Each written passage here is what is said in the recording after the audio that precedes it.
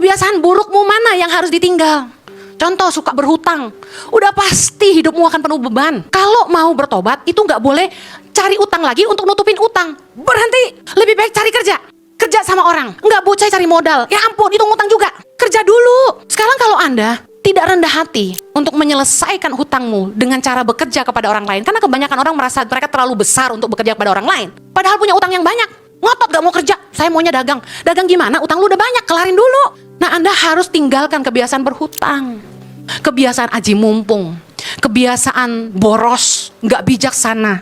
Harus ditinggal. Kebiasaan buruk apalagi? Makan berlebihan. Harus ditinggal. Saya akan khotbah tentang kontainer kehidupan. Khotbah ini terinspirasi ketika kami dalam suatu perjalanan ada mobil box di depan kami yang tulisan di belakangnya adalah ternyata cintamu gak seberat muatanku. Langsung Roh Kudus bicara sama saya. Dalam hidup ini nih kita harus punya kasih yang cukup untuk mengasihi orang-orang di sekitar kita. Amin. Karena semua orang datang dengan berbagai muatan. Ada muatan-muatan yang memberatkan. Ada muatan-muatan yang berharga. Betul gak? Tapi kalau kita punya kasih yang cukup, dalam 1 Petrus 4 ayat ke-8 berkata, tetapi yang terutama, katakan yang terutama, kasihilah sungguh-sungguh seorang akan yang lain. Sebab kasih menutupi banyak sekali dosa. Pasanganmu, temanmu, orang tuamu, siapapun yang ada di sekitarmu, pemimpinmu. Itu datang dengan berbagai muatan. Kita harus punya kasih yang cukup untuk menerima kelebihan dan kekurangan. Karena tidak ada orang yang sempurna. Katakan amin.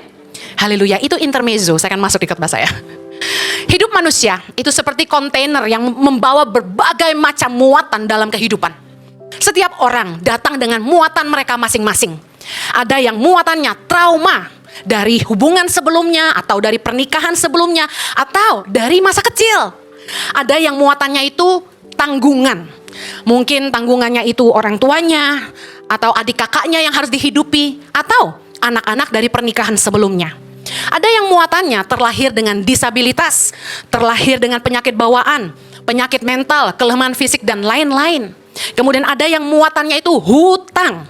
Hutang harus dibereskan sebelum menikah. Anak-anak muda katakan amin. Karena kalau sudah nikah, hutang satu orang bisa jadi hutang bersama. Jadi sebaiknya jujurlah sebelum menikah. Bereskan hutang. Kami pernah lakukan itu. Saya batalkan pernikahan supaya suami saya sebelum menikah dengan saya melunasi kartu kreditnya. Bayangin, cuma kartu kredit aja harus lunas sebelum nikah. Haleluya. Ada yang muatannya kebiasaan buruk. Kebiasaan buruk seperti apa? Tidak bijak mengelola keuangan, berantakan. Bisa jadi masalah nggak kira-kira? Oh iya banget. Kebiasaan makan berlebih, masalah nggak tuh? Boros, suka shopping, itu kebiasaan buruk. Salah nggak tuh? Boros, suka shopping, itu kebiasaan buruk. Suka shopping buruk gak ya? Buruk ya. Kecuali kalau shopping buat bagi-bagi orang. Ada yang muatannya karakter yang buruk. Makanya nih sebelum nikah buka mata lebar-lebar.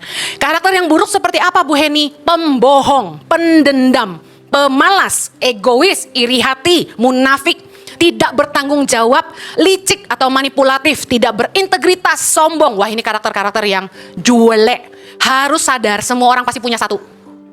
Kalau orang itu cinta Tuhan dan taat firman Tuhan, pasti dia bertumbuh jadi lebih baik. Amin. Tapi kalau tidak takut Tuhan, hidup selalu egois. Wow, ini capek banget. Seperti sebuah wadah atau kontainer, hidup kita itu bisa overload, bisa bocor, ya. Kalau kita masukin terus muatan tanpa kita kelola dengan baik, tanpa kita tahu bagaimana cara mengeluarkannya, melepaskannya, kontainer hidup kita ini bisa jadi overload. Itu yang menyebabkan orang ketika kontainernya terlalu penuh, dia burn out, mulai stres, tertekan.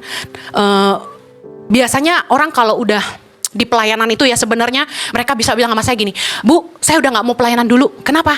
Soalnya saya burn out. Yang disalahin selalu pelayanan. Yang disalahin pelayanan di ICI.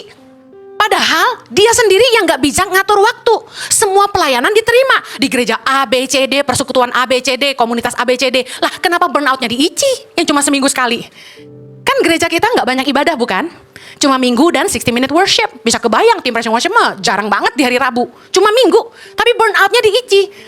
Nah, mari lihat kontainer Anda terlalu penuh nggak? Orang kalau penuh itu pasti ngerasanya stres dan tertekan. Nah, yang lebih parah nih sampai bocor. Kalau kontainernya bocor, dikit-dikit meledak. Mudah marah, mudah emosian. Yang kasihan